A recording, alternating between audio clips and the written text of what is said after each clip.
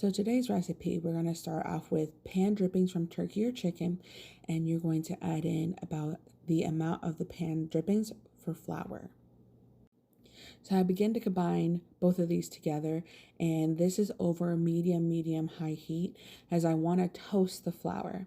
And depending on how long you toast the flour for, is going to be the color of your sauce, also what stock you use. So for today's recipe, I'm using turkey stock because I did turkey for my sauce. But if you want to do a different type of sauce and roux, I'm going to put them right here. So the first type is white bechamel, and that's mostly common for mac and cheese because you're going to be using milk to thicken the roux. For a blonde, which is a velouté, the common is for like pan gravies and soups. So if you're making a cream of mushroom soup or anything that has a chicken or a turkey stock to it, or even a white fish sauce, the velouté is going to be your best friend. If you were doing a brown espagnole sauce, that common for that is demi-glace. So you're going to be using a beef stock. So if you're doing a beef gravy, you want to cook your roux a little longer. And for a dark brown Creole roux, you're going to be using that for gumbo. So you want to get that to a dark brown consistency. So this requires kind of babysitting the roux a little bit. So I want it to be a nice golden brown, so I'm heading for that blonde territory. So white would be only a couple minutes cooking, but your velouté at least 5 to 7, just to get that golden brown and to get the flour to the depth that you want it to be at. Next, you're going to take 2 cups of the stock.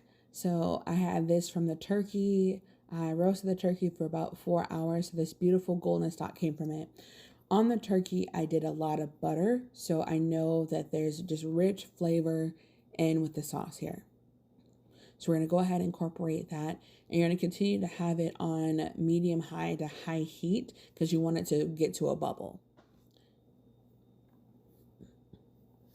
Once you've had that cooking for a couple minutes, you're going to go ahead and begin to get your seasonings prepared together. Since a lot of the seasoning came from the bird, I don't add too much extra seasoning because it already has all the flavors in there. So I'm just going to do a little bit of cracked black pepper and a little bit of seasoning salt.